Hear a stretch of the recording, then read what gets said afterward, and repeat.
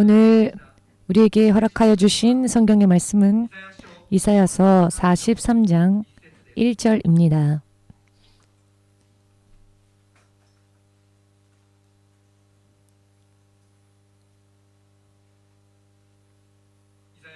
이사야서 43장 1절 함께 소리내어 읽겠습니다. 야곱아, 너를 창조하신 여호와께서 이제 말씀하시느니라. 이스라엘아, 너를 조성하신 자가 이제 말씀하시느니라. 너는 두려워 말라. 내가 너를 구속하였고 내가 너를 지명하여 불렀나니 너는 내 것이라. 아멘.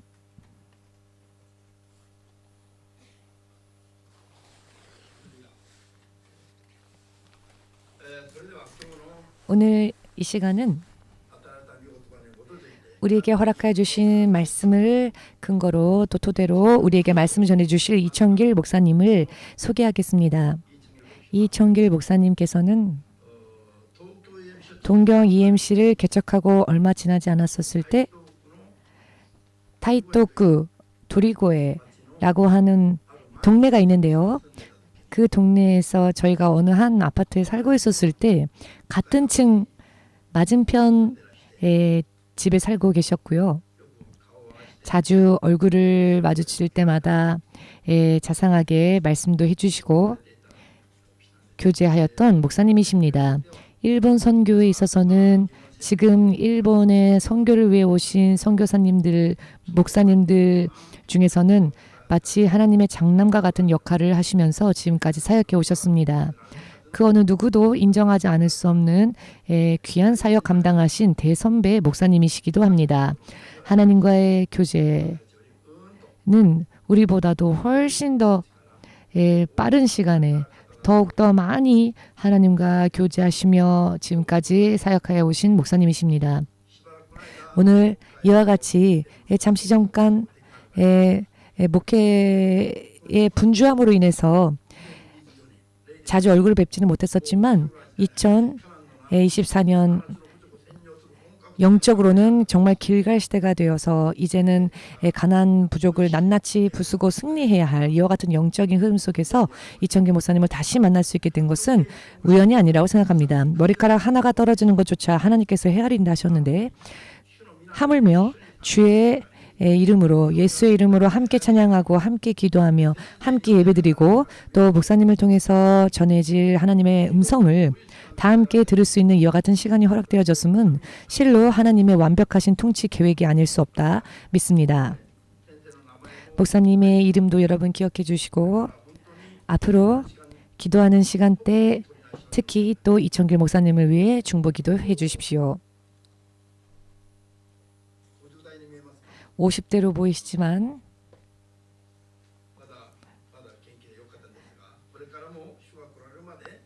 아주 건강하시죠. 앞으로 주께서 다시 오실 그 순간까지 지금보다도 훨씬 더 강건해져서 일본 선교에 후회가 남지 않도록 최선을 다하여 선두에 서서 앞장서서 사역하시고 후배들을 인도해 주시도록 이청길 목사님을 위해서도 중보 기도해 주십시오. 목사님을 맞이할 때 함께 은혜로 맞이하겠습니다.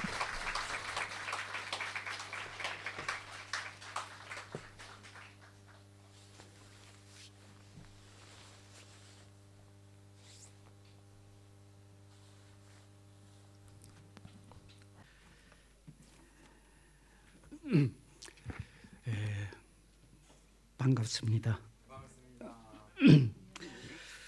하나님 하시는 일이 너무너무나 신비롭고 놀랍습니다.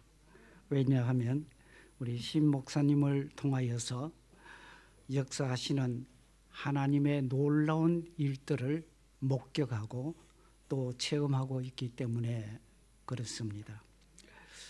여러분들 아시는 대로 하나님의 말씀에는 우연이라는 단어가 없습니다. 모든 것이 다 하나님의 섭리 속에서 이루어지는 하나님의 필연적인 사건이기 때문에 그렇습니다. 하나님께서는 신 목사님의 이 사역이 결코 우연이 아니라 하나님의 역사이다. 하나님의 은혜요, 하나님의 축복이요, 하나님의 사랑임을 믿습니다. 여러분들 아시는 대로 일본의 기독교 역사는 1549년 8월 15일에 규슈 지방에 있는 가고시마라 하는 곳에 프란시스코 자비에르라고 하는 선교사가 처음 상륙해서 475년이라고 하는 오랜 세월이 지나갔습니다. 그럼에도 불구하고 일본 기독교의 전체 인구는 1%도 되지 않는다고 하는 이야기를 합니다. 실제적으로 1%보다 더 적은 0.4% 정도라고 이렇게 말하기도 합니다. 475년 역사와 전통 가운데서 전 인구의 1%도 되지 않는다고 하는 것은 아마도 기독교 역사의 기적이 아닌가 이런 생각을 하게 됩니다. 이와 같이 일본 선교가 너무너무 어렵고 힘든 가운데서 하나님께서 우리 목사님을 통하여 하시는 역사를 바라보면서 저는 그렇게 생각합니다. 일본 선교의 새로운 역사의 장을 열어가시는 하나님의 손길을 다시 한번 깨닫게 됩니다. 하나님께서 이 마지막 시대에 우리 목사님을 통하여서 일본 선교의 장을 열어가시는구나. 정말 기적 같은 일. 목사님이 언제 오신가 오늘 말씀한 33년 만에 이런 놀라운 위대한 사역을 할 수 있다고 하는 것은 하나님의 기적인 줄 믿으시기 바랍니다. 하나님의 역사입니다. 하나님의 축복이요, 하나님의 은혜요, 하나님의 사랑임을 다시 한번 확신하게 되는 것입니다. 오늘 본문의 말씀은 여러분들 잘 아는 내용의 말씀입니다. 이 말씀은 이스라엘 민족이 가장 어렵고 힘들 때에 전쟁의 불안과 공포 속에서 꿈을 잃어버리고 생존의 위기를 당하고 있을 때에 주신 하나님의 말씀입니다. 우리는 하나님의 말씀을 보고 들을 때마다 이 말씀이 나에게 주시는 하나님의 말씀이에요. 하나님의 음성으로 들을 수 있기를 원합니다. 왜냐하면 하나님께서는 그 시대마다 또는 모든 사건을 통하여 우리에게 경고하시고 교훈하시고 말씀하시기 때문에 그렇습니다. 오늘 여러분들이 함께 본 이 짤막한 한 절의 말씀이지만 이 말씀이 바로 나에게 주시는 하나님의 말씀, 나에게 주시는 하나님의 음성으로 들으시오. 이 말씀을 통하여서 하나님께서는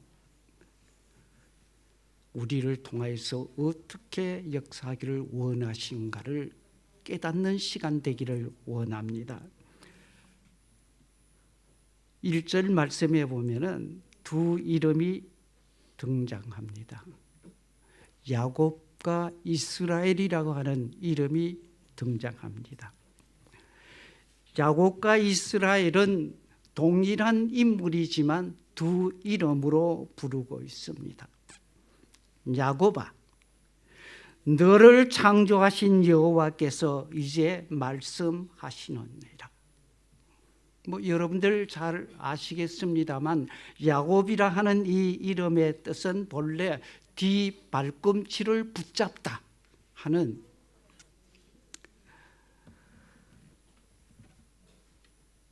그렇게 썩 좋은 뜻이 아닙니다. 야곱이라고 하는 이 이름의 의미적인 뜻은 한마디로 말하면 실패자라고 하는 것입니다. 그러나 실패자 야곱도 하나님이 창조하십니다. 저는 이 말씀을 보면서 마음에 큰 감동을 받게 되는 것은 야곱은 실패자입니다. 인생의 실패자입니다. 신앙적으로도 실패한 자입니다. 그럼에도 불구하고 하나님께서는 야곱을 먼저 불러주셨다. 이 말씀 보면서 우리 자신의 모습을 보기 때문에 그렇습니다. 아니, 내 자신의 모습을 보는 것 같은 생각이 듭니다. 실패자인 나를 하나님께서 버리지 아니하시고 그래도 먼저 불러주시고 내가 너를 사랑한다고 말씀합니다. 얼마나 참 감격스러운 일인지 모르겠습니다. 그리고 난 후에 하나님께서는 곧바로 말씀하시는 것이 이스라엘아, 너를 조성하신 자가 이제 말씀하시느니라. 이스라엘이라는 이 이름은 야곱이 나중에 바꾸진 이름이 이스라엘이라는 이름입니다. 야곱이 약복강 강에서 밤이 맞도록 천사와 씨름하여 내게 복을 주지 아니하시면 내가 결코 놓지 않겠습니다.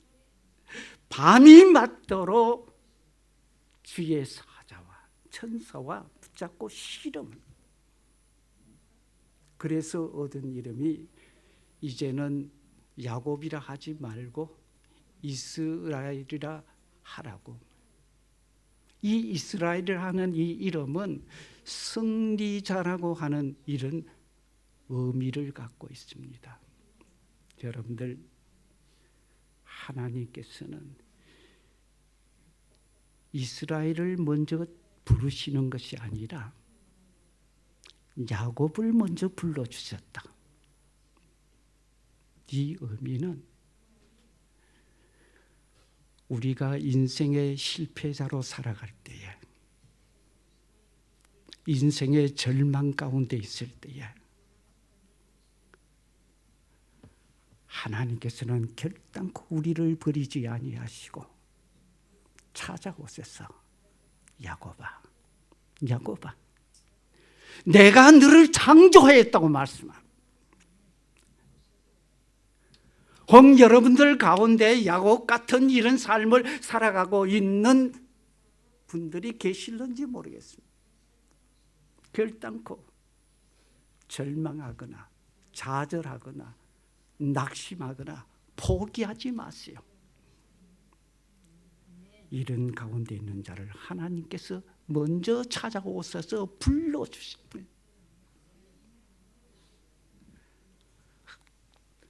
하나님의 놀라운 사랑을 다시 한번 깨닫게 되는 것입니다.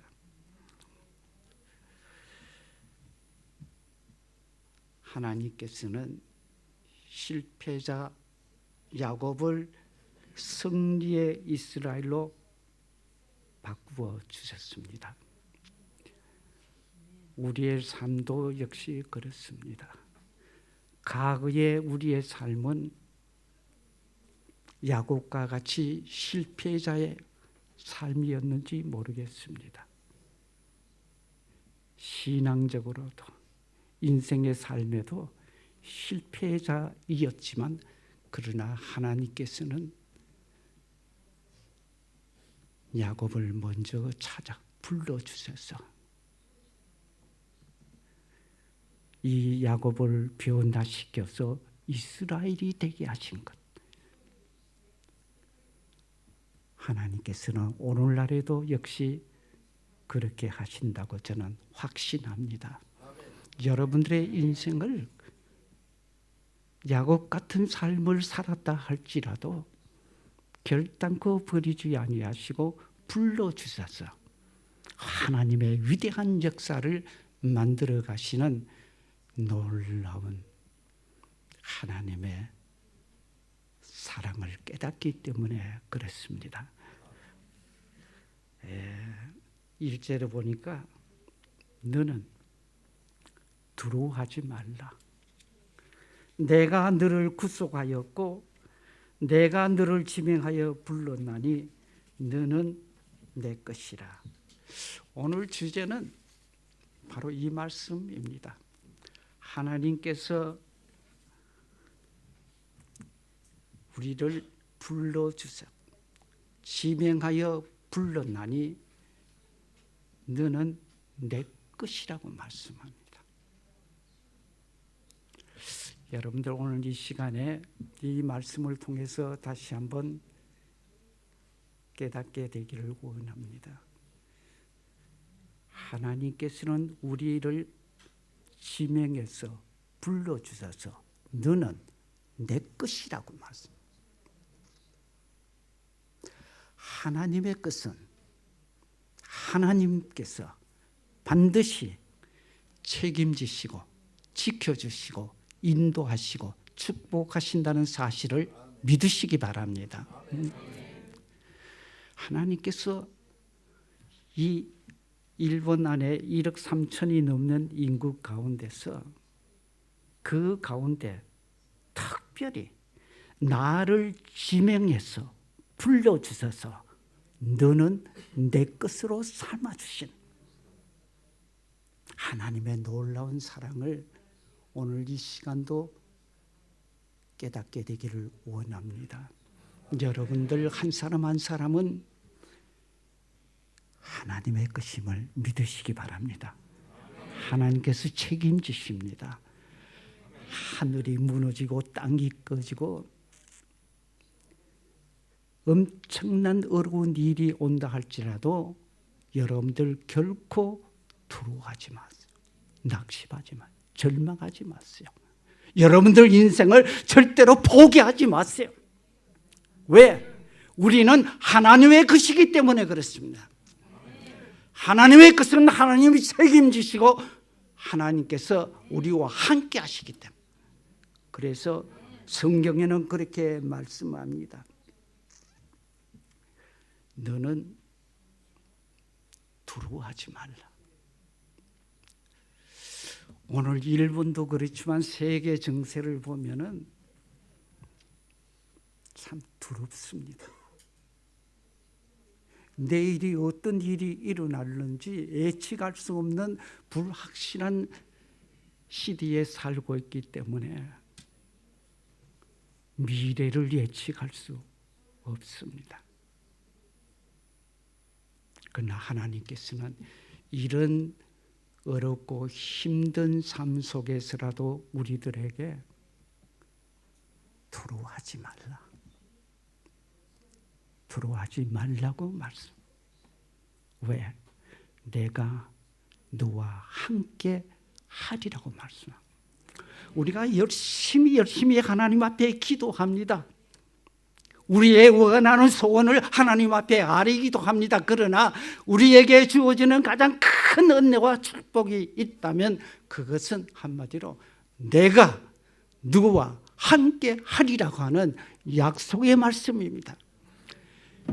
이 말씀만 우리가 확신할 수만 있다면 어떠한 어려운 고난이 온다 할지라도 다 감당할 수 있기 때문에 그렇습니다. 그런데 우리가 하나님을 믿고 선택된 사람이라고 해서 만사 형통하리라고 생각하지 마세요. 그때부터 하나님께서는 엄청난 연단과 훈련의 과정을 거치게 하십니다. 오늘 성경 보니까 2절에 보면 이런 말을 합니다. 내가 물 가운데 지날 때에 내가 너와 함께 할 것이라. 강을 건널 때 물이 너를 침몰하지 못할 것이며 내가 불 가운데 지날 때에도 타지도 아니할 것이요 불꽃이 너를 사르지도 못하리라고 말씀합니다. 여러분들 이제 하나님 앞에 선택받은 자입니다. 하나님의 뜻으로 이제 우리의 삶을 살아갑니다. 그런데 그때부터 하나님께서는 연단의 가정을 걷게 하십니다. 엄청난 어려운 훈련의 과정을 통과하게 하십니다. 성경에 있는 말씀 그대로 물 가운데 지나게 하시고 불 가운데를 지나게 하시는 거예요. 너는 내 것이라 선택하신 후에 하나님께서 바로 이 말씀을 주시는 겁니다.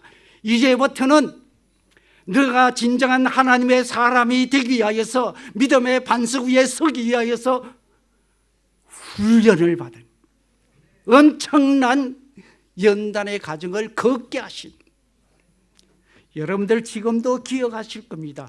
2011년 3월 11일에 동북에 대지진이 일어났을 때 여러분들 직접 보셨지 않습니까?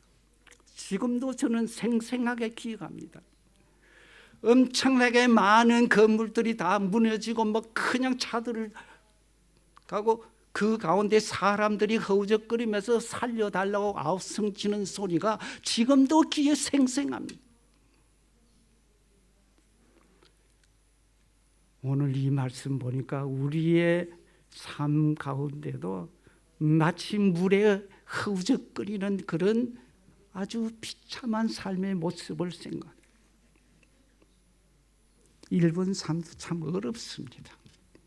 일본에 살고 있는 제일 동포들의 삶은 더 힘들고 어려운 과정을 겪고 있습니다. 그런데 하나님께서는 우리들에게 말씀합니다. 두려워하지 말라.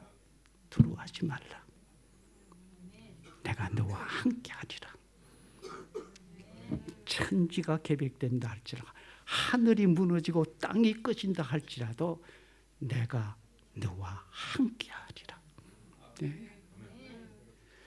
이런 엄청난 연단의 과정. 신학생들은 이제 내가 신앙적으로 승리자의 삶을 살며 신학적으로 들어왔기 때문에 모든 것이 다 형통하리라 착각하지 마세요. 이제부터 하나님의 훈련이 시작됩니다. 이제부터 하나님의 연단의 과정이 시작됨을 꼭 깨닫게 되기를 원합니다. 엄청난 일이 일어날는지도 모릅니다. 물에 빠져 막 허우적거리는 이런 일이 일어날는지도 모릅니다. 아니면 불 가운데서 바둥바둥거리면서 생존의 위기를 느낄 때가 올는지도 모릅니다. 그러나 하나님께서는 뭐라고 말씀합니까? 내가 너와 함께 함이라고 말씀합니다. 하나님께서는 믿음의 사람을 바로 세우기 위하여서 그냥 되어지는 것이 결코 아닙니다. 성경에 나타나는 위대한 모든 인물들은 다 이런 훈련의 과정과 연단의 과정을 거치게 하시고 그를 역사의 가장 위대한 인물로 세워주시는 겁니다. 아마도 여러분들 가운데 이런 연단의 과정이 옳는지 모르기 때문에 지금부터 정신을 바짝 차렸어야 돼요. 설사 이런 일이 일어난다 할지라도 이렇게 생각해서 하늘을 바라보면서 하나님께서 나를 지금 훈련하시는구나. 하나님께서 나를 연단하시는구나. 그렇게 생각하시면 오히려 그 어렵고 힘든 가정이 감사가 되는, 감격스러운 것입니다. 이런 가정을 거치지 아니한다면 우리가 정말 위대한 신앙의 용사가 될 수 없기 때문에 그렇습니다. 뭐 옛날 한국에 계신 분들은 다 아시겠습니다만, 한국에서는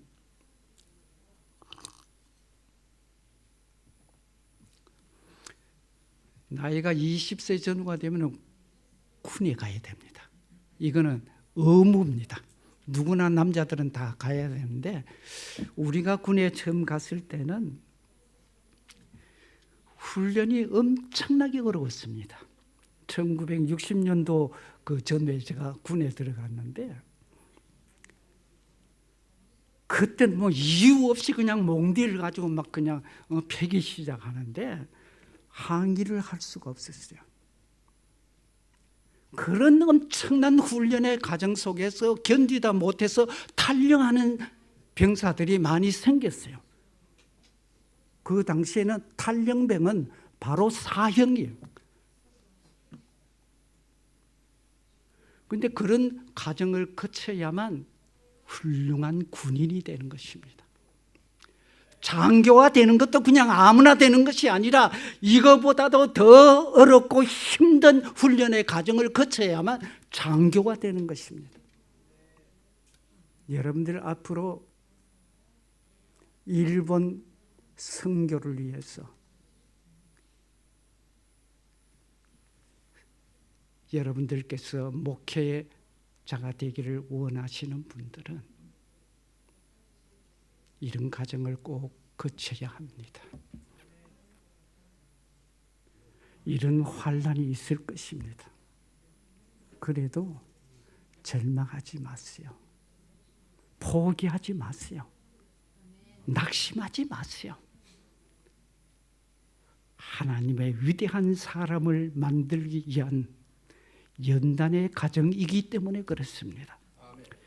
그래서 하나님께서는 보니까 이와 같은 과정을 거친 자들을 향하여서 4절에 보니까 내가 내 눈에 보배롭고 존귀하며 내가 너를 사랑하였다고 말씀합니다. 자, 그냥 하나님께서 내 눈에 보배롭고 존귀하고 내가 너를 사랑하는 것이 아니라 이런 엄청난 연단과 훈련의 과정을 거치고 여기에서 승리한 자들을 향하여서 뭐라고 말씀하시는가? 내 눈에 보배롭고 존귀하고 내가 너를 사랑한다. 여러분들 결단코 탈락자가 되지 않기를 원합니다. 우리 모두가 다 하나님 앞에 섰을 때 너는 정말로 보배로운 존재다. 너는 정말 존귀한 자다. 내가 너를 사랑한다. 이런 소리를 들을 수 있는 여러분들 되시기를 간절히 축원합니다. 오늘 마지막으로 이렇게 하나님께서 지명해서 불러서 너는 내 것으로 삼으신 자들은 어떻게 살아야 할 것인가? 7절에 보니까 이렇게 말합니다. 내 이름으로 불러지는 모든 자, 곧 내가 내 영광을 위하여 창조한 자를 오게 하라. 무슨 말씀입니까? 기독교 신조의 제1조는 사람의 사는 제일 목적이 무엇입니까? 하는 이런 질문이 있습니다. 사람의 사는 제일 목적은 하나님의 영광을 위하여 사는 것입니다. 하는 것입니다. 자, 여러분들 이제 신학을 다니면서 이런 연단의 과정을 거치고 난 후에 앞으로 내가 어떻게 살아야 할 것인가? 참 오늘날같이 이렇게 어렵고 힘든 불안한 세대 가운데 내가 어떠한 삶을 살아야 마땅한가를 다시 한번 생각할 수 있는 시간 되기를 원합니다. 하나님의 영광을 위하여. 오늘 머릿속에 꼭 기억할 수 있기를 바랍니다. 나는 하나님의 영광을 위하여. 하나님은 나의 영광을 위하여. 여러분들이 하나님의 영광을 위하여 열심히 살게 되면 하나님께서는 우리의 영광을 위하여 역사하신다는 사실을 깨달으시기 바랍니다. 나의 적은 능력으로 우리는 하나님의 영광을 위하여 살지만 그러나 하나님께서는 우리의 영광을 위하여 역사하시는 거예요. 저는 참 이 교회 와서 깜짝 놀라운 것은 우리 신 목사님이 어떻게 이런 위대한 일을 하시는지. 하나님의 영광을 위하여 밤낮을 가리지 아니하고 기도하고 전도하고 열심을 다해 하나님께서 이렇게 큰 부흥의 역사를 만들어 주셨습니다. 이 교회가 이 마지막 시대에 정말 하나님 앞에 귀하게 쓰임받는 이런 교회가 되기를 원합니다.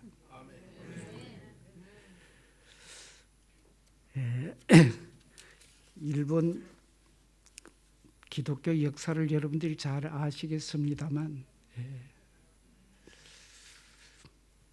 제가 오래전에 그 동북 쪽에 있는 아오모리현이라는 곳이 있는데 아오모리현 가운데에 헤라이라고 하는 동네가 있습니다.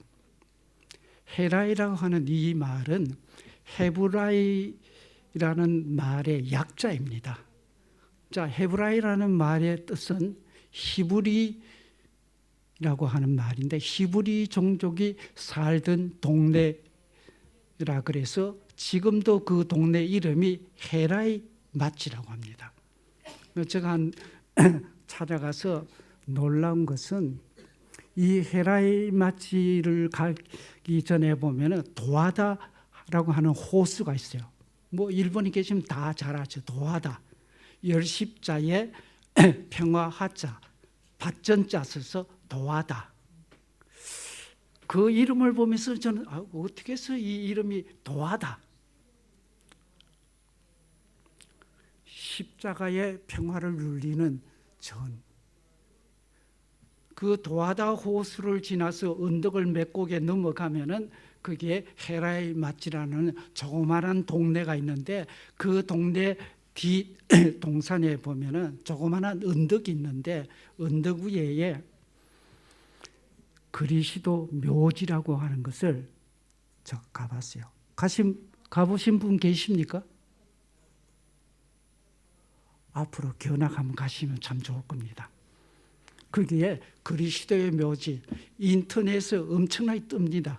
그리스도 묘지 치면은 그 자료가 엄청나게 많이 나옵니다.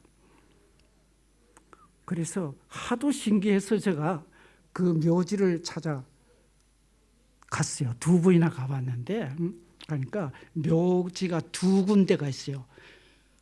오른쪽에는 예수 그리스도의 묘지, 또 그 옆에는 예수님의 그 동생 이기리스라고 하는 이름을 가진 동생의 묘지가 있어요. 그래서 너무 신기해서 제가 그 동네 그 헤라이 마치에 촌장을 찾아갔어요. 어떻게 해서 여기에 예수님의 무덤이 있습니까? 했더니 이 촌장이 2000년 전에 유대 나라가 로마 나라에 망한 후에 이들이 전 세계로 유란 민족이 되어서 디아스폴라가 되어서 중국을 거쳐서 또 돌아다니다가 일본의 상륙에서 이곳에 정착해서 살다가 예수라고 하는 분이 이곳에서 돌아가셨다 하는. 그런데 그럴듯한 것은 그곳에 들어가는 비문도 아주 멋있게 써놨어요. 나중에 여러분들 가서 한번 확인해 보시면은 그 그리스도가 남긴 비문도 기록되어 있는데, 하나님의 발자취, 하나님의 남기신 손길이 일본 전역에 엄청나게 많습니다. 하나님께서는 지금도 일본을 사랑하십니다. 일본이 구원받기를 원하십니다. 벌써 2000년 전에 하나님께서 이곳에다가 유대 민족을 심어주십니다. 그냥 되어진 것이 아니라 그곳에 하나님의 위대한 이름이 계승될 수 있도록 오늘날까지 그 묘지에서 무슨 일을 하고 있느냐. 매년 6월 첫 주일만 되면은 그리스도 맞祭리를 합니다.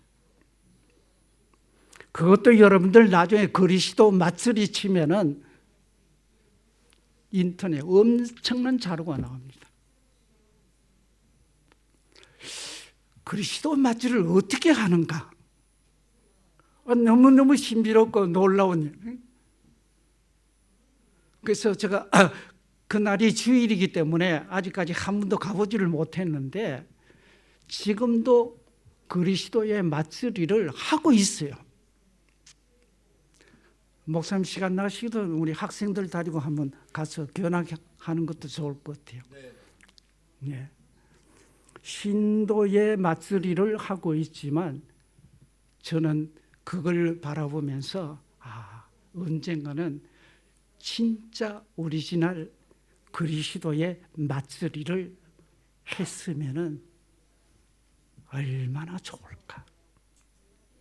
앞으로 이 교회가 그런 일을 한번 해보는 것도 참 좋을 것 같아요. 그리스도의 맞祭리. 그러면은 이 땅 위에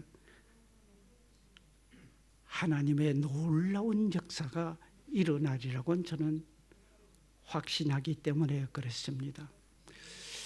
시간이 너무 지나버렸는데 뭐 괜찮습니까? 네.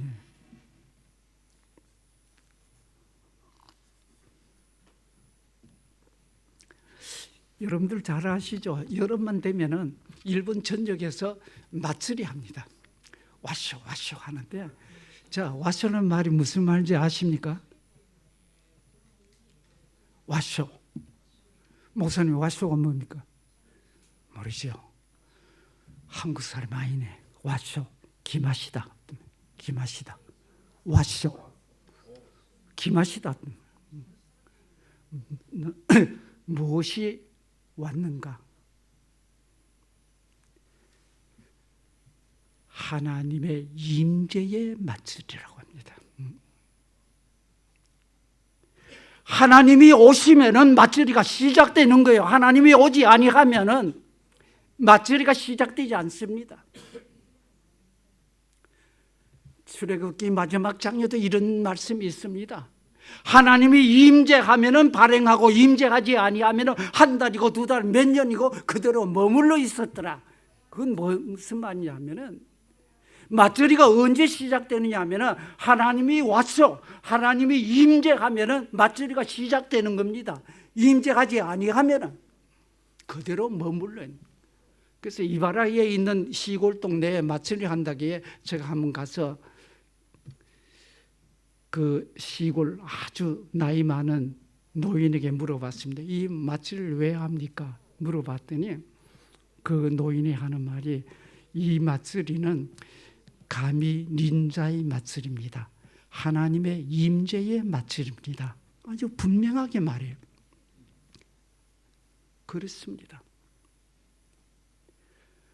그냥 일본에서 맞祭리 할 때에 와쇼 와쇼 와쇼 하지만 와쇼라는 말이 일본 사람도 몰라요. 무슨 말인지. 그건 한국 사람은 어린애라도 들으면 다 아는 얘기예요. 왔습니다. 누가? 하나님이 왔습니다. 하나님이 오면 그때부터 마쓰리가 시작되는 거예요. 여러분들 메고 다니는 미꽃이라고 하는 것이 있는데, 미꽃이는 구약 시대에 광야를 지날 때 언약궤, 법궤하고 똑같습니다. 모형도 똑같습니다. 만드는 것도 똑같이 만들어져. 여러분들 이것이 우연이겠습니까? 결코 아닙니다. 일본 전역에서 이와 같은 마쓰리를 하고 있다고 하는 것은 이곳에 하나님의 손길이 이미 몇천 년 전부터 심어 놓았다고 하는 거예요. 그래서 저는 일본 선교를 절망하지 아니하는 것은 이제부터 일본 선교가 시작이다. 이제부터 하나님께서 일본 선교를 역사하신다는 사실을 확신하기 때문에 그렇습니다. 내가 하는 것이 아니라 하나님의 때가 있기 때문에 하나님께서 역사하십니다. 사실은 일본 기독교 역사를 475년에 시작했다고 하지만, 그러나 그보다 더 이전부터 1세기 때부터 유대인들이 흘러 들어왔다고 하는 흔적들이 너무나 많기 때문에 하나님께서는 이미 일본인들의 마음속에 하나님의 심성을 심어 놓았습니다. 그래서 오래전에 고이즈미 스상이가 누가 연설할 때에 그런 얘기를 했습니다. 일본은 가미노 군이데 아리 니혼진과 가미노 시손데 아루. 들어보신 분 계십니까? 분명히 스상이 그런 말을 했어요. 일본은 하나님의 나라입니다. 일본 국민은 하나님의 자손들입니다. 이게 스상이 자기 일방적으로 하는 말이 아닙니다. 오랜 역사 속에서 전통적으로 내려오던 일본인들의 의식 속에 그것이 살아있기 때문에 일본은 하나님의 나라입니다. 일본은 국민들은 하나님의 자손들입니다. 옛날에 있던 사람들은 이런 사상을 지금도 가지고 있다. 저는 이것을 다시 한번 회복할 수 있기를 바랍니다. 저는 우리 목사님 사역을 보면서 이제 희망이 있다. 이제부터 시작이다. 하면 되겠다 하는 이런 확신을, 저보다 훨씬 뒤에 왔는데도 이런 큰 일을 하지 않습니까?